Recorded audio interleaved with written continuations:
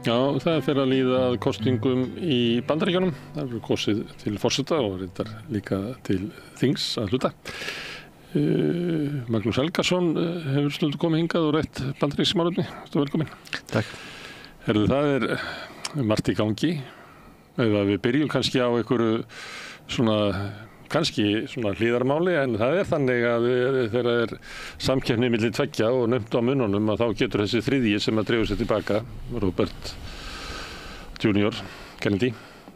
þá getur það skipt máli. Kannski getur þú sagt okkur frá því hvaða fyrirbrigði þessi maður var, Robert Kennedy Jr. og hvert hann sækir fylgi. Já, nú náttúrulega kannski bara augljóslega hann einhvers konar furðufugl, og hans fylgi virðist vera einhvers konar furðufugla fylgi og svona jaðar fylgi, og ég meina þannig að hans virðist hafa sótt sitt fylgi til einhvers konar svona sérkennilegri kjósenda sem sjá í samsæri í öllum hornum og voru sérstaklega miður sín yfir öllum samsærunum sem tengdust COVID. Og þannig að hann virðist hafa verið að sópa þar upp, þannig að hans fylgi virðist fyrst og fremst hafa komið úr því, síðan blandast inn í það svona stærri samsæriskenninga og svona jaðar frjálshyggju pælingar einhvern veginn Þetta fólk sem hefur mist trú á kerfinu. Ég ekki bara mist trú á kerfinu, heldur grunar kerfið allt illt, skilur hvað, það það sem ég hafa við, ekki, því að ég held að það sé, það alveg munur á því að hafa efasemdir ríkisvaldið og svo trúa því að ríkisvaldið sitji á skipulegum svikráðum við þig og ætli sér að reyna að drepa þig. Og þannig að meðan eitt getur alveg verið eðlilegt og innan skynsemismarka og bara afstæða sem maður getur borið virðingu fyrir og hægt að færa rök fyrir og hvernig sem það en þá hinn það að fara þarna út í, og ég held að hann var náttúrulega augljóslega að sækja fylgið sitt dálítið mikið þar, en svo maður komin þessari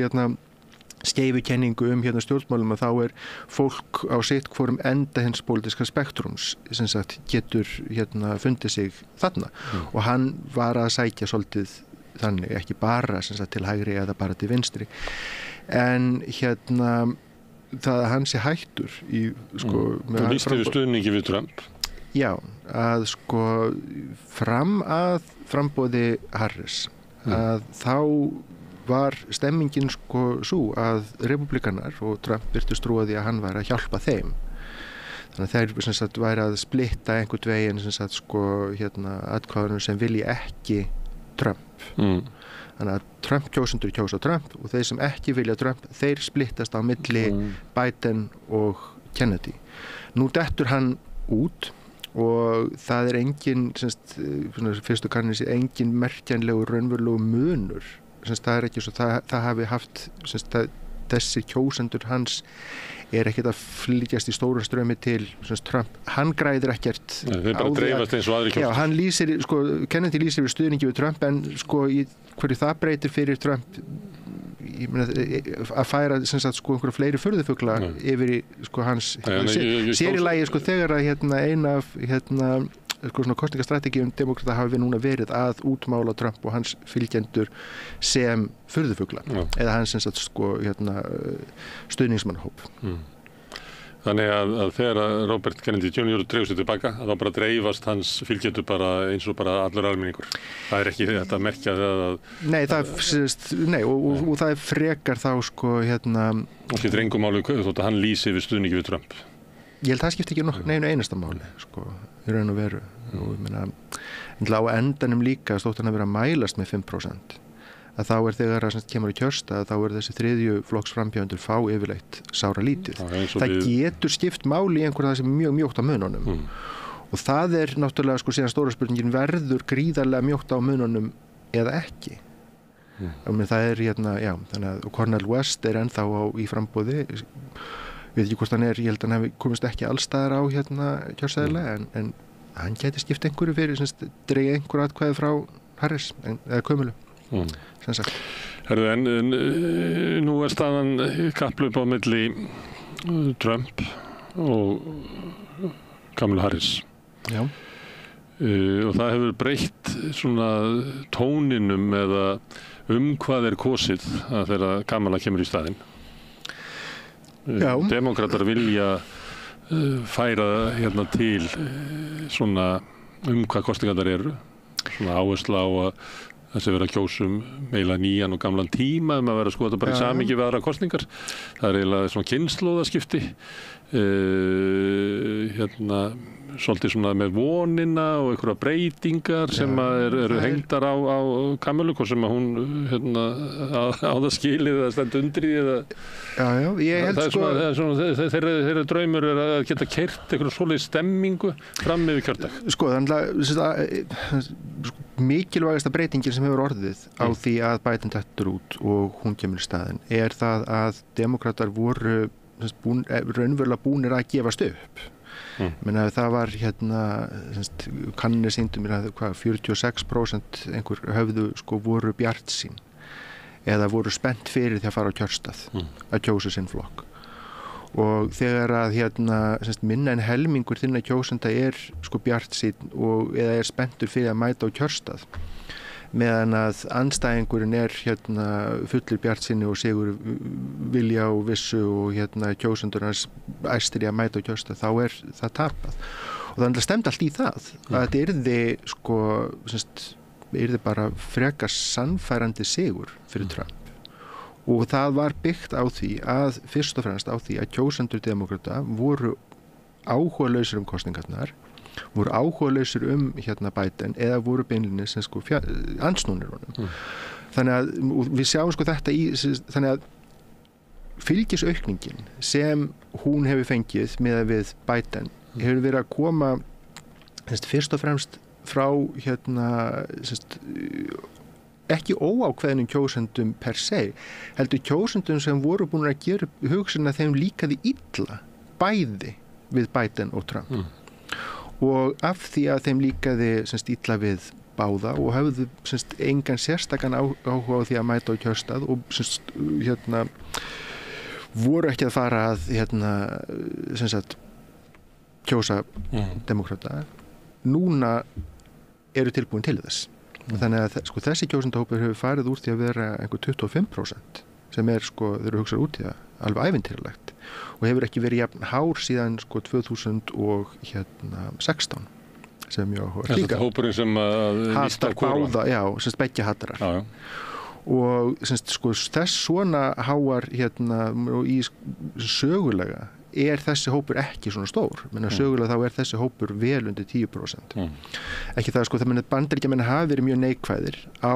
svona ástand Bandaríkjanna og framtíðar horfur. Og líka bara á stjórnmálakerfi, hvort að stjórnmálakerfi sé að þjóna okkar hagsmunum, segir alveg. Já, en ekki bara það heldur á bara ástandið í Bandaríkjunum og að Bandaríkin sé á rangri braut og að framtíðin lítur verr út einhvern veginn en fortíðin. Það er neikvæðar tilfinningar fyrir Bandaríkjunum og kerfinu að hafa verið ríkjandi og vaxandi. En í kosningum 2016 og 24 áður en að Biden dettur út, þá þessi hlutfall kjósenda sem hefur neikvæða mynd af báðum frambjóðendunum, neikvæða, ekki bara neikvæða öðrum og ekki heldur bara beinlínis yfir neikvæða mynd af fjórðungur kjósenda rosalegt. Þessi komið niður í 8% og minnkunin hefur fyrst og fremst komið Harris til góða. Þannig að þarna hún að taka hana atkvæði. Því að hún það er ólíklegt hún fái atkvæði þeirra sem ætti sér í kjósa Trump. Það er mögulegt að hún geti fengið atkvæði þeirra sem hafa neikvæða mynd. Sem hefðu ella setið heima. Já,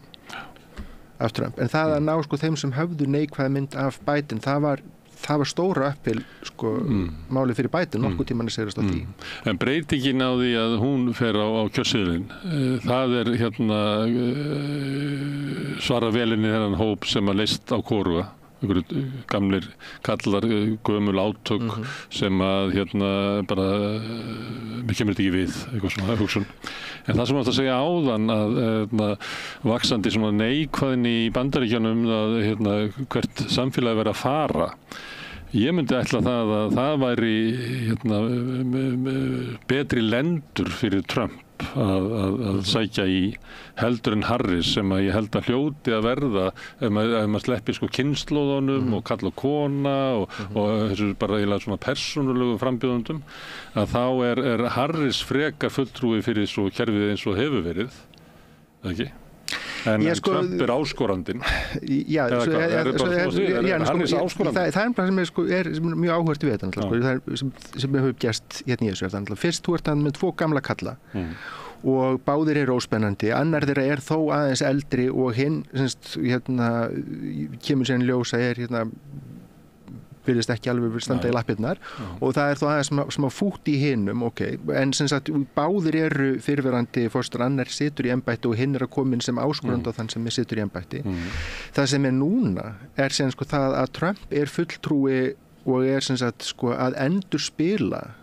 plötu sem hann er búin að vera að spila síðan 2014 og þessi sjónvarpsþáttur er búin að vera á dagskrá sem hann er að spila núna í næstu því áratug og fólk verður þreytt á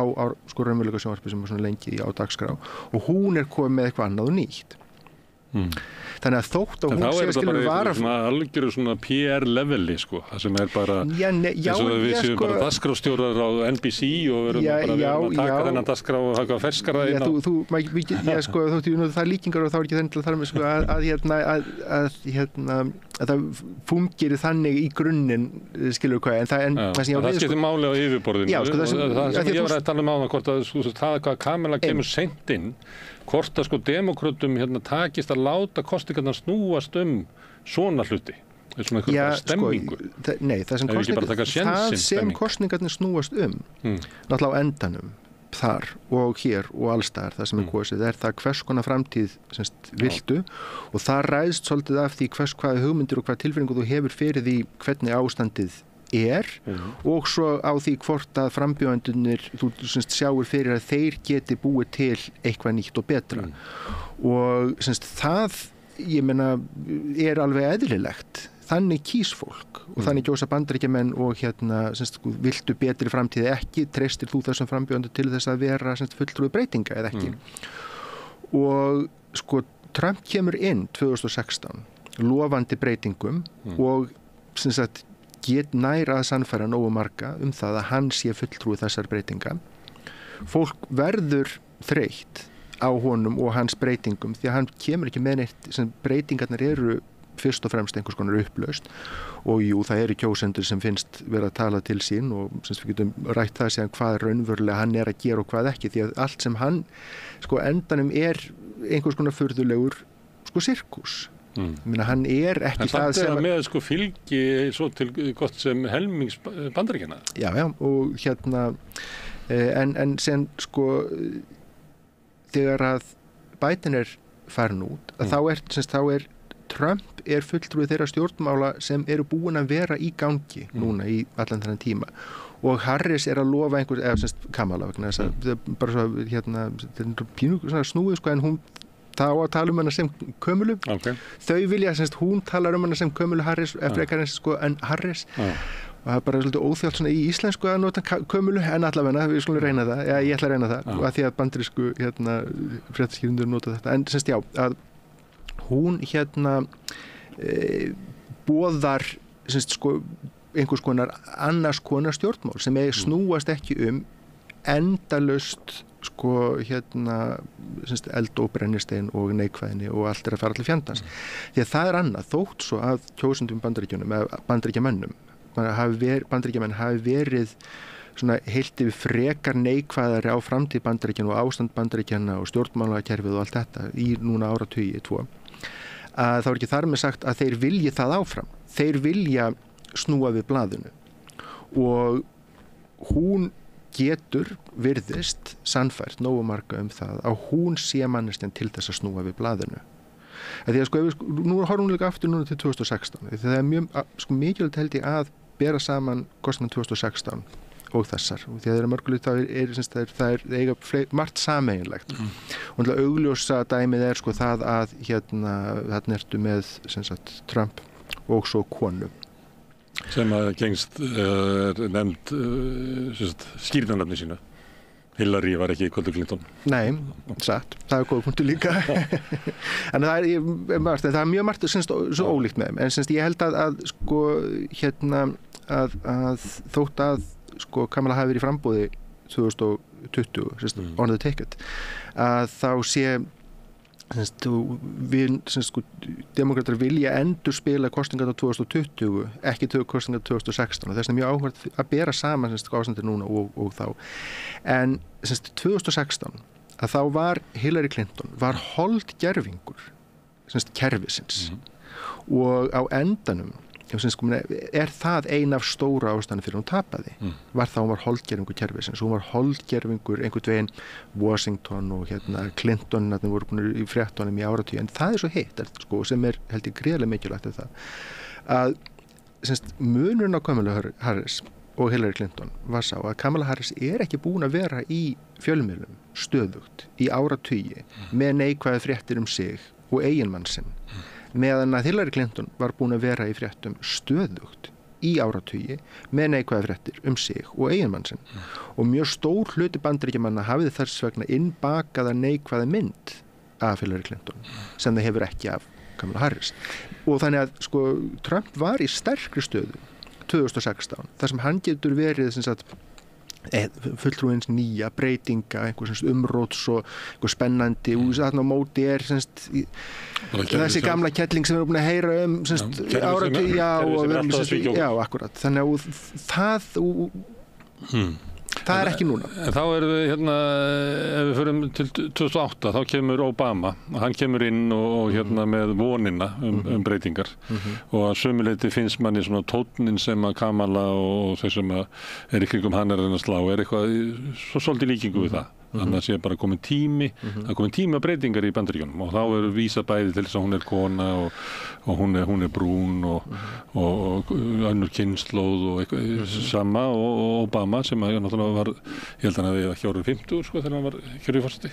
en hún er eitthvað staðar 60 eða ekki, þannig að hann var mjög ungur líka. Já. Og hann kemur með þetta sem að er bara svona nýr ferskur andblar og manni sýnist að þessi verið að kynna Kamilu þannig. Það sem að því þú sendir að hún var náttúrulega í framboði í forkosningunum 2020 og náði ekki neinum sérstökum árangri. Þannig að það er ekkert í hennar sögu sem að segir að hún sé eitthvað svona fyrirbrigði eins og Obama var. Það sem að hún, ekki eða eins og Trump eða eitthvað sem að hefur búið til í kringu sig eitthvað svona hreyfingu. Það sem að hún gengur bara inn og það er eins og sé verið að reyna bara að vonast til þess að þessi hreyfing verði bara til. Er það var það sem ég var að hugsa þegar ég var að segja að þeir eru bara að vona að það sé að fara með þetta erindi fram yfir kosningarnar. Því að ef þetta ætti síðan að vera kannski kosningum stefnu samfélagsins og eitthvað slíkt, að þá kannski getur orðið flóknara fyrir þau að heyja þá baráttu. Ég veit ekki, í fyrsta lagi þá held ég ekki að stjórnmál þurfi að vera hreyfing í kringum einstaka leiðtoga með einhverja ævintýrlega persónusjarma og hvort að hún verður einhver svona sögulegur umbreytingar forseti. Það kannski krefst þess að hún sé uník persónu töfra og að leiða einhverja stórfenglega hreyfingu. Hún hefur ekki, ég hef ekki fengið á tilfengi að demókratar sé að halda því fram að það sé í gangi. Og það, 2008 var það augljóst að það var einhvers konar svoleiðis stemming og að það var þannig einhvers konar, Obama var fulltrú einhvers slíks. 2016 þá reyndu demókratar miklu frekar að búa til svoleiðis stemmingu kringum Hillary Clinton. Að hér væri stæðu við einhvern veginn á bjarmi og var mér sögulegra uppstokkunar og breytinga og nú væri ætti að brjótast í gegnum glerþakið og allt þetta hversu sögulega fyrst. Og einn af stóru mununum á Kamala Harris og Hillary Clinton er einmitt þessi að eitt af kjarnaatriðunum í kosningabaráttu Hillary Clinton var það að hún var kona og myndi verða fyrsti kvenforseti Bandaríkjanna og fólk var kjósendur stöðugt myndir á þetta og hún myndi kjósendur stöðut á þetta. Kamala Harris hefur ekki gert það. Þannig að sko... Og lært af þeirri reynslu. Já, og svo er það nú bara líka annað, það er alveg óþarfi. Ég held að það sjáu það allir og hún er kona. Og ég held að mótframbjóðandi hennar og varaforsetaefni hans að þeir geri allt sitt besta til þess að minna á það sömuleiðis sem þeir hafa gert. Þannig að hún þarf ekki að vera að halda einhvers konar skrúðgöngu það að hún gæti yrði fyrsti kvenforsetinn og fyrsti kvenforseti og ekki bara kvenforseti heldur líka minnihlutahópum hörundstökk og afkomandi innflytjenda og þetta er ekki, þessi identity máli er ekki front and center hjá henni. Maður nú sjálf séð svona vísanir í það sem er verið að vísa í réttindabaráttu svartra og fleira, að hún sé svona eðlilegt framhald af mannréttindabaráttu kannski síðustu 40 ára. Man séð svona tilvísanir á það? Það er ábyggið, ef þú skrollar á Facebook og heimsækir einhverja hópa, mér er alveg samfélag og þú finnur þetta en kosningabaráttan hefur ekki snúist þetta úti. Landsfundur demókrata snýrist ekki þetta. Ræður hennar hafa ekki snúist þetta. Það sem fréttaskýrendur eru að tala þetta atrið kemur valla fyrir meðan að þetta atrið tók upp gríðarlega mikið af tímanum 2016. Þannig að þetta er held ég en En af því að Kamala hefur ekki farið svona hún er ekki svona sigurvegari í einhverjum svona forkostningum og hún hefur ekki verið, ég meina hún var ekkert svo áberandi sem varaforseti, ég held að það er bara þannig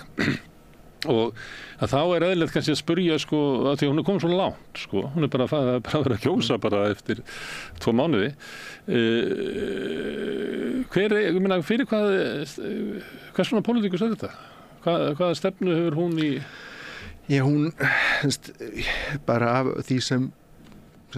maður hefur lesið viljast nú vera bara svona mjög dæmigerður demokrati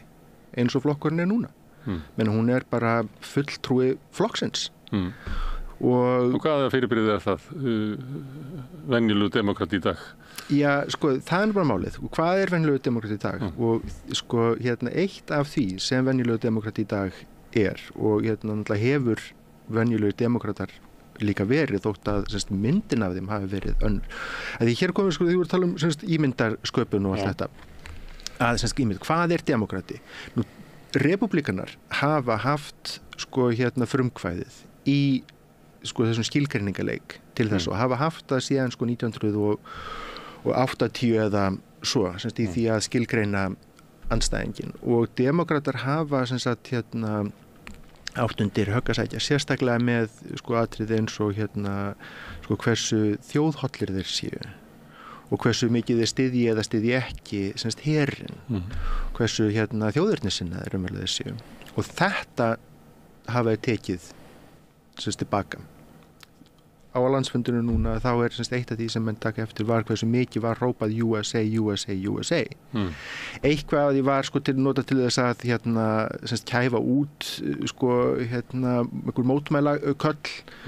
en það er bara hluti af greinilega tilraun flokksins núna til þess að hrista af sér þetta, hann sé einhvern veginn ekki eins þjóðernissinnaður repúblikaflokkurinn sem átt forskot á þessu. Og sem virka þannig að ef ég er út í sal og hrópa þið að styðja þjóðarmorði í Gaza, þá hrópa bara allir USA, USA, USA og þakka. En það sem er samt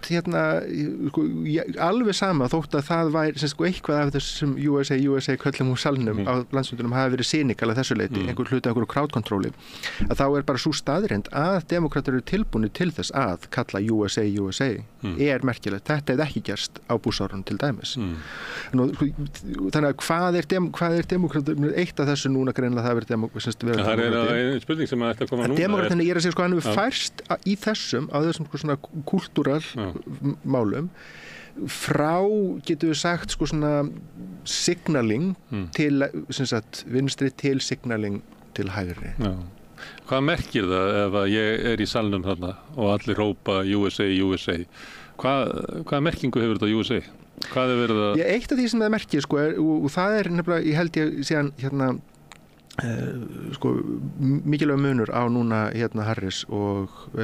Kamala og Trump er að sem sagt sko Trump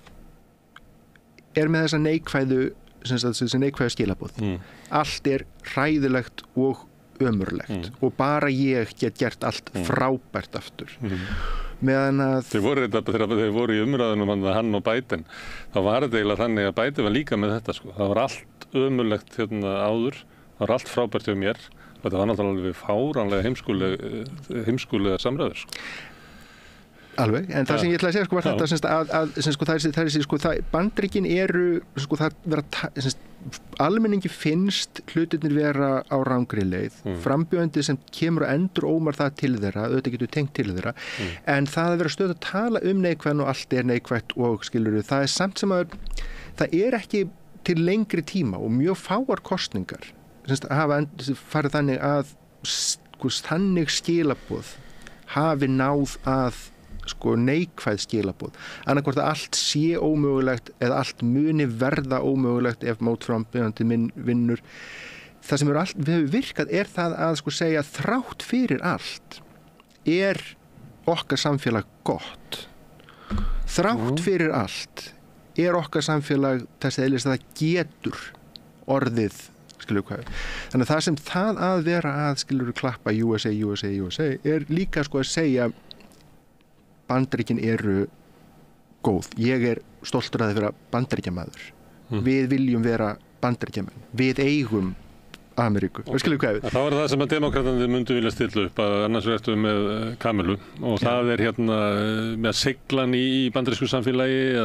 að við höfum svona stofnanir og kerfið þar sem að við getum nýtt og við munum, þótt að séu kannski við getum í erfiðlegri stöðu núna, við finnum leiðin út úr þessu og við höfum trú á þeim Bandaríkjunum sem geta. Hinum minn eftir með Trump sem að segir allt sem að Bandaríkin hafa verið bara undanfarið fyrir utan mig bara, við erum svo kolrangri leið að við þurfum bara umbylta Bandaríkjunum. Þannig að það eru valkostundir sem eru og það sem að demókratarnir nota helsta vopnið gegn þessum sem að segir að við þurfum bara umbyltingu af því að ég meina skoðaðu bara hvernig þú upplifir þitt líf, hvernig að fara og þetta alltaf á rangri leið og það siðferðisleg hnignun og upplausn í samfélaginu og ef við látum þau fá það að það sem að demókratar segja að hann bara eitthvað skrítinn þessi. Já. Hann bara eitthvað skrítinn. Ég meina, hvað passar þetta við eitthvað í ykkar lífi? Ég meina, hafið þið ekki getað fundið svona samkomulag og það sem hefur verið ykkur ágreiningur í þinni fjölskyldu eða á þínu vinnustað eitthvað svona. Ég meina, þessi kalli bara eitthvað skrítinn. Þetta svona... Já, sko, hérna komum við að því að sko, ein af stóru breytingur sem var frá því að Biden dettur út það að sko, strategía demókratana var svo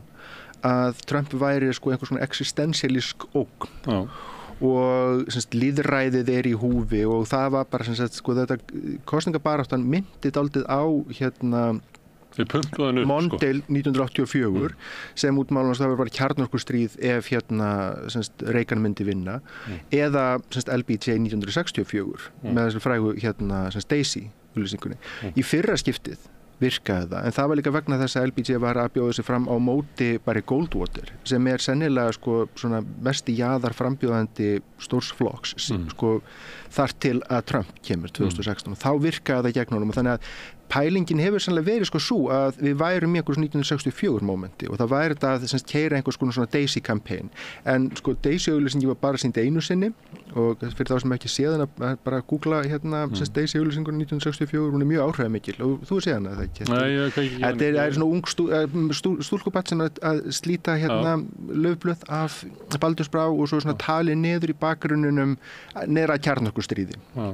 og þetta það sem verið að kjósa var ekki treystandi til þess að halda þetta these are the stakes það kjarnorkustríð og dauði eða ég og þetta held ég hreinlega eina skipti það sem svona sko skilaboð virkuðum og Biden var að reyna þetta og það var ekki að virka og þannig að demókratar hafa og Kamala hefur skipt út úr þessu Trump lengi að Trump sé eiginlega ógnin. Já, það virkaði ekki 2016. Og hann hefur blásinn svolítið upp 2020, ég ekki viss að þetta verið það sem hafa skipt sko endilega sko sköpum sko þá að hann ógnin af honum sem hann hefur tapað þá og núna ætlaði Biden að reyna sigrast á því að það er ógnin af Trump. Kamala Harris hefur tekið sko aðra strategíu sem það að leggja áherslu sko á það að sko gleði og það er alltaf þetta joy í kringum þessa landsfundina þannig að gleði eitthvað svona sko þema sem þeir eru að vinna með en það er bara bjartsýn og þessi bjartara yfir henni áhersla hennar ekki á sko óveðurskýin heldur það að hún hérna björtu framtíð sem hún boðar og svo það að Trump sé eins og þú segir hann er skrítinn og það er náttúrulega sko bæði það Trump og svo það allt liðið í kringum því að það ekkert sko bara eins og það sé bara hann heldur þetta einhvers konar svona furðulegur sko hérna trúðasirkus sem í kringum hann og en það náttúrulega þegar þú segir þetta þá eins og sérst að horfa á þetta út úr öðrum herbúðum að því það náttúrulega næstuð í helmingurinn af þjóðinni sem til í að kjósa þennan trúðasirkus og samsvara sig við hann þannig að það má líka vera þannig að bara samfélagið sé svo klofið að annar segir þetta bara trúðar og hitt segir þetta en það sko það sem ég kannski sko það þannig að sko Repúblikaflokkurinn og að Bandaríkin eru klofin niður, það þó meira af demókrötum en repúblikunum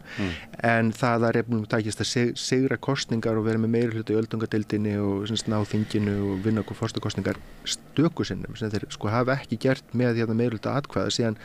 2024 sem þeir hafa unni meiri hluti atkvæða og þar á undan þá það sko á 9. áratugnum þannig að sko meiri hluti atkvæða þeir hafa ástæðan til að hafa innbakað forskot í kjördæmakerfinu og hvernig það virkar þannig að það nú kannski eitt þannig að það ekki 50-50 algjörlega en svo hitt það að sko nú búin að fylgjast með þessu mjög náið og einmitt þessum sko svona sirkusnum í kringum aðalkarakterina og að því að það frambjóðendum til öldungadeildar og þings og fylkistjórum og svona liða það sko þessi sirkus í kringum Trump verri en sá sem var í upphæðu 20. aldarinnar þannig að sko gæði frambjóðenduna hefur hnignað og það að kjósendur séu kannski ekki alveg búin að kveikja á því hversu slæmir þeir eru en þegar að athygli beinist að því og það að þá þessi repúblikanar hafa verið að tapa í kosningum þess að þeir ættu að geta unnið hæglega vegna þess að þeir eru með í frambúði handónýta frambjóðendur sem einmitt einhvers konar furðufuglar og það náttúrulega það held ég eitt í þessu og það sem á bakvið það sko þetta að bandarísk stjórnmál eru í mjög slæmri stöðu og eru biluð en sko stærsti parturinn fyrir því að ástæðan fyrir því eru biluð svo að annar af stóru flokkunum handónýtur. Það repúblikaflokkurinn. Og það sést til dæmis á landsfundinum núna þetta að á landsfundi demokrata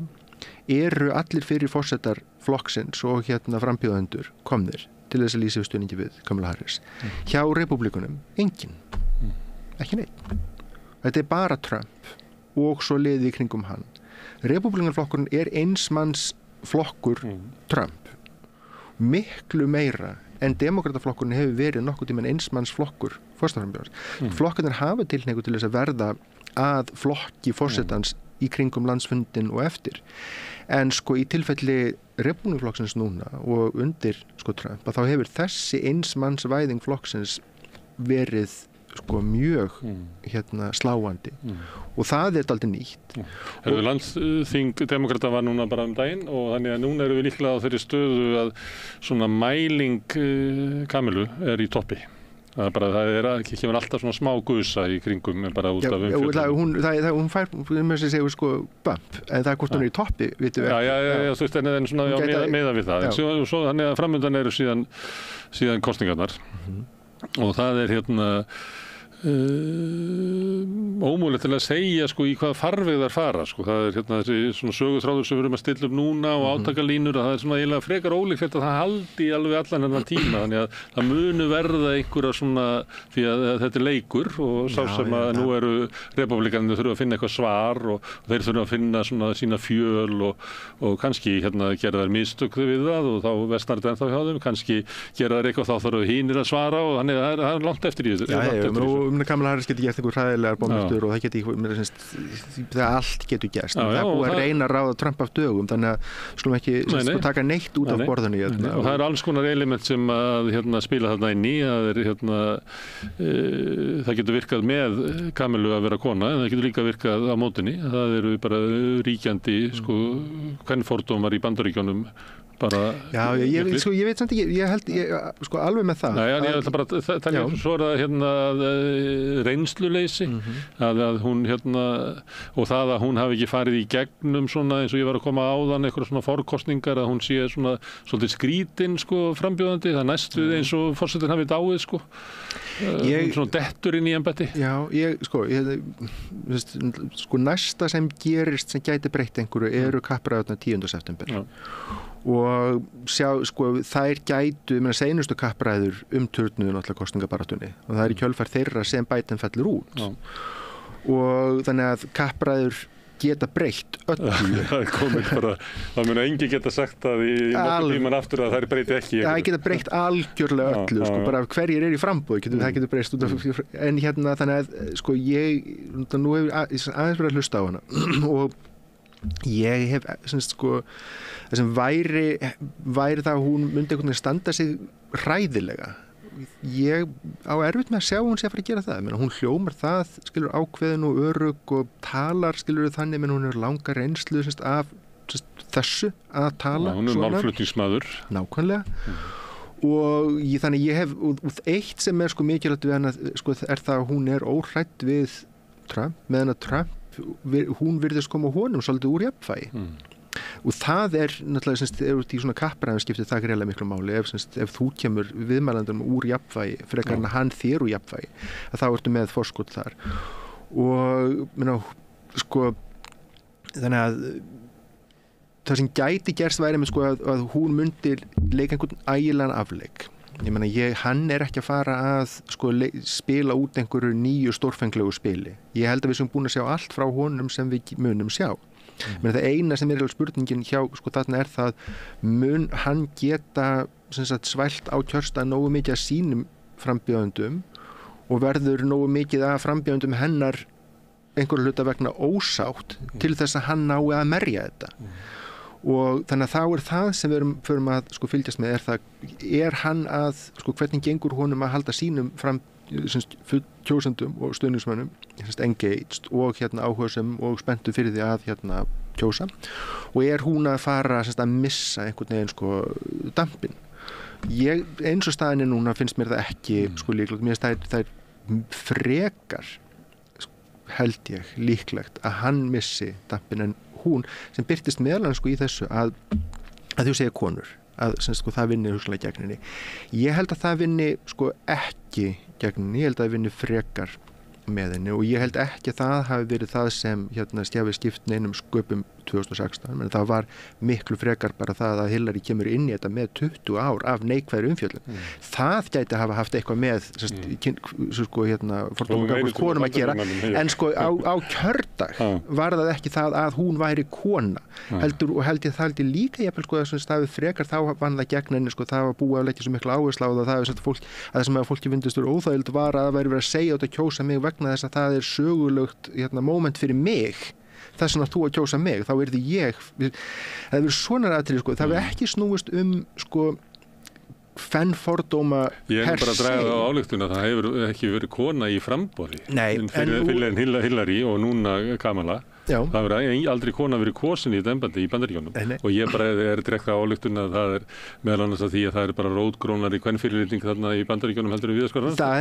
ég er ekkert að efast það ég hins vegar bara að segja ég held ekki að það sé úrslita valdur í þessum kosningum sem neikvæður frekar jafnvel sem jákvæður og ástæðan fyrir því er svo að eitt af kosningamálunum núna og eitt af kosningamálunum síðan sko síðustu 2 ár búin að vera rétturinn til þungunarrofs og það eftir að sem sagt Trump skipar svona þennan supermajority íhaldsmanna í Hæstarétti að þá Roe v. Wade snúið við og spurningin send aftur til fylkjana og þetta búið að vera sko svona lína repúblikana undanfarna áratugi að þessi spurning eigi að vera hjá fylkjónum en ekki hjá alríkinu eða Hæstarétti heldur eigi fylkjana að fá ákveða þetta sjálf og þetta búin að lína þeirra þetta þessu kemur Trump í gegn og búin að vera að hampa þessu sem sko einum af afrekum sínum og hann hafi sendt spurningun aftur til fylkjana en það kemur náttúrulega í ljós að sko í fyrsta lagi konur vilja ekki að þessi spurning sé hjá fylkjónum heldur vilja að hún sé ákveðin af alríkinum nýlega könnun sem sýndi það 74% kvenna sko telja að eru andsnúnar því að þetta sé undir fylkjónum komið og þegar að kjósendur hafa fengið tækifæri til þess að kjósa þetta í fylkjónum hafa þeir í hvert eitt og einasta skipti á seinustu 2 árum kosið til þess að vernda rétt kvenna þungunarrofs frekar en til þess að skerðan og að þóttu að dómstólar og sko kjörnir fulltrúar repúblikana hafi verið yfirgnæfandi sko harðir á einhverjum að banna allt þungunarrof sama hvað kjósendur jafnvel í skilur þessum rauðu fylkjum ósammálaðum og það núna á kjörseðlunum í 10 fylkjum stjórnarskrárbreytingar til þess að tryggja rétt kvennandi þungunarrofs sem munu knýja konur á kjörstað og þegar eru komnar á kjörstað þá líklegra að það muni kjósa eins og konur hafa tilhneigingu til þess að kjósa í Bandaríkjunum sem demókrata þannig að það mun sko það að hún kona sko energisa það ennþá frekar. Þetta það sem að hvetur demókrata til þess að eða mögulega kjósendur demókrata til að mæta kjörstað, það meðal annars þetta. Og hvetur kjósendur repúblikana til þess að setja heima vegna þess að Trump búin að vera sko hann hefur verið að hefur til þessa verið að hampa því að honum hafi tekist að láta Hæstarétt snúa við Roe v. Wade. Núna þegar hann allt að horfa fram á það að sko kosningarna gætu verið þessi mjótt á mununum milli hans og Kömulum að þá hann komin í eiginlegan vanda með þetta vegna þess að hann þarf núna að fara að stækka sinn kjósenda og reyna hann orðar þetta einhvern veginn svona að nú þetta val komið til fylkjana eins og allir vilja bara hafa það þannig orðar hann þetta einhvern veginn svona eins og oft gerist sko þegar dómur fellur verður komin til fylkjana þá flyst baráttan það ekki bara það heldur líka sko þungunarrof á kjörseðlinum í Flórida þar sem hann skráður kjósandi eins og hann orðar þetta þá það bara hluti af því það bara samkomulega að þetta bara fer best á því að hafa þetta bara í fylkjónum og ef þetta á kjörseðlinum þá það bara lýðræðisleg niðurstöða sem fylki komast að en þá hann spurður að því hvað afstöðu hefur þú sem kjósandi í Flórida til og hann getur ekki og svo og hann líka og þá sko af því að svo hitt sko það að það ekki búið að banna þungunarrof og þeir sem vilja láta banna vilja ennþá láta banna það og það eru partur af harðasta kjarna repúblikaflokksins og það eru margir líka svona jaðar one issue kjósendur sem eru ekkit endilega að fara að mæta á kjörstað út á einhvern allt annað heldur þetta skiptir þá gríðarlega miklu máli og tilraunir hans núna til þess að einhvern veginn backtracka eða til þess að skilur segja ég þarf ekki lengur að hafa skoðun á þessu vegna þess að nú það bara hjá fylkjónum en jú, alríkið getur bannað aðgang að lyfjum og það getur bannað aðgang að lækningatækjum sem gætu ef alríkið vildi gæti það bannað þungunarrof algjörlega og þá auðvitað vilja kristnir íhaldsmenn sem vilja láta banna fóstureyðingar vilja að hann taki þess afstöðu hann ekki tilbúin til þess þannig að þá til þess að hafa repúblikana alltaf geta notað og senda með aftur til fylkjana það hefur alltaf verið leiðir út úr og geta móbilir sína kjósendur á kjörstað og það einhvern veginn svona leið út þetta ekki, sigurinn ekki unnin þannig að þú alltaf ástætt að koma og kjósa með aftur nú þeir eru svolítið eins og hundur sem alltaf skilur íkornið eins og Bandaríkjamenn segja svo þegar hann næri íkornið við hann ekki hvað ná að gera við hann og það vandi þeirra hans þessi, þannig ég held að meðalans þarna að þá sé hann í vanda með sína eigin kjósendur Það þarf að fylgja kjósendum á kjörstað og þú nefnir hann dæmi sem að fær mögulega kjósendur demókrata til þess að mæta og það kynslóðaskiptin og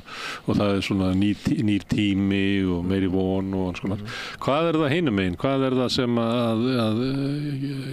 repúblikanar ætla að nota til þess að þrýsta fólki á kjörstað? Maður sé Kamala sé kommunisti? Já, bara þetta sama klassíska sko. Þetta sama klassíska nema þið geta ekki notað þungunarofið erfiðara fyrir þá. Það með Trump sem ekki svona resolutely pro-life. En heyrðu, ok, segjum þá að þú nú að tala þín að það Kamala verði kjörinn næsti forseti. En ég bara að spyrja, þetta bara hvað spurning. Hvað gerist þá? Hún vinnur nauman sigur. Já, það bara þetta það sem eins og þetta lítur út núna. Hún með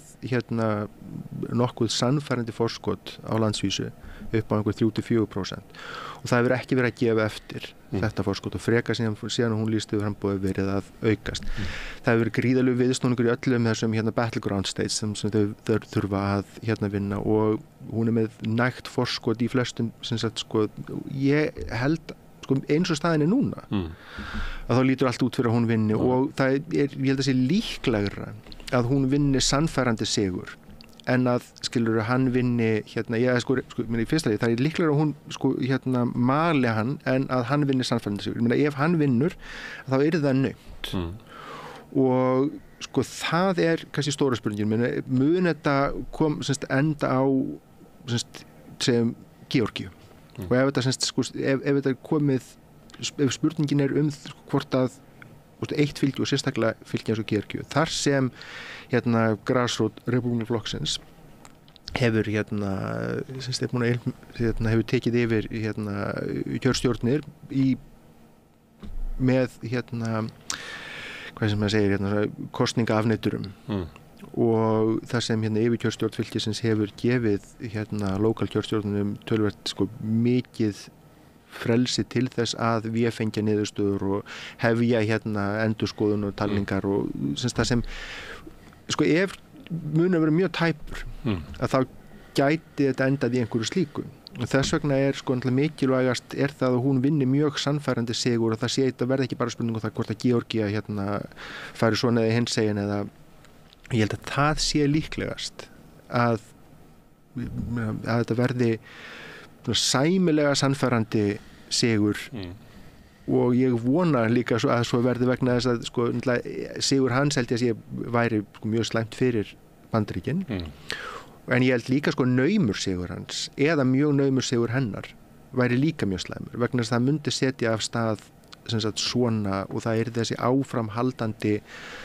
klárast aldrei einhvern veginn kosningarnar skilur þess að klára fleiri Bandaríkjamenn sem mistu trúna á bara lýðræðiskerfinu já og bara af góðri ástæðu vegna þess að kerfið þá myndi við ekki vera að virka þannig að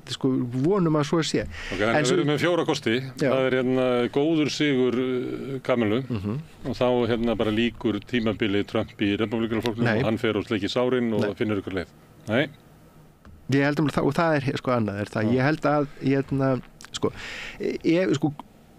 sannfærandi sigur hennar það mun vonandi setja tappan að einhver leyti eins vel og það hægt í þessa kosningunum var stólið vitleysu og þannig að það sé að taka það svolítið af dagskrá en ég held ekki að hann muni hverfa á sjónarsviðinu það held ég að sé menn héldu að hann myndi hverfa á sjónarsviðinu eftir 7. janúar hann gerði það ekki hann satt bara áfram flokkselítan var tilbúin til þess að fordæman og en svo áttuðu menn sagði bara mjög hratt að hann var ekkert að fara hann ætlaði ekkert að gefa eftir og stuðningsmennars voru ennþá tilbúin til þess að styðja hann og flokkurinn einfaldlega held ég ekki með bein í nefinu til þess og ég efast ég sé enga ástæðlis ætla að hann muni bakka niður hann muni fara til Mar-a-Lago og halda sér þar í hans eru líka út allt, þeir eru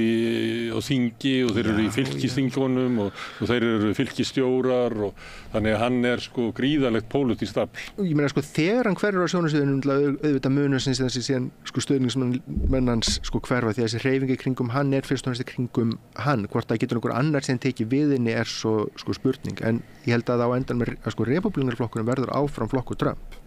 hvort sem hann sigrar eða tapar. Það ef hann sigrar, ef hann tapar nógu sannfærandi og ef hann ef þið tapa meirihlutanum í þinginu sem er góð líkur á að geri, allar líkur á að geri því að þið þurfa að verja það mörg þingsæti í Kaliforníu og New York sem demókratar ættu að eiga frekar auðvelt og sérstaklega í Kaliforníu sem nú Kamala Harris kemur þaðan. Þannig að demókratar geti náð meirihlutanum í þinginu, þeir halda honum í öldungadeildinu og ef þeir sigra mjög sannfærandi í forsetakosningunum líka þá geti það verið þannig skellur fyrir repúblikaflokkin. En flokkurinn held ég að hafi ekki neitt infrastruktúr eða neina leiðtoga eða neitt til þess að ýta Trump út eða setja fram einhvers konar valkostuðan innan flokksins og hvort að það síðan tekur 4 ári viðbót eða 8 eða hvað, en það gerist ekki strax eftir kosninga, það mun taka langan tíma en að við erum ekki lausu Trump en það hvort að hann er jafn imminent ógn er allt annað mál. Svo eru aðri kostir nauma sigur annarkors sem að við kannski förum yfir bara næstur og kemur. Já, nú eins og ég segja, ég held að naumur sigur hvort sem það er hans eða hennar er slæmur, sannfærandi sigur hans er aldrei að fara að eiga sér stað. Það meina, ekki eins og kosningar, ekki eins og kann að líta út núna, en svo naumur sigur mun breikka þessa gjá sem að er og fjölga aftur þessum beggja höddurum. Magnús, takk fyrir að koma hingað og ræða þessum bandarísku kosningarnar. Ég fæði hingað aftur, það eru spennandi tíma framundan. Þið finnst gaman að fylgjast með þessu? Þegar maður fylgjast með þessu, getur ekki annað. Ok, hérna ekki. En ég ætla að sitja hérna áfram og reyna að skilja þennan heim sem við lifum í, samfélagið og okkur sjálf. Næsti kafli er eftir augnablik. Ertu á leið heim úr vinnu? Stilltu á FM 89,1.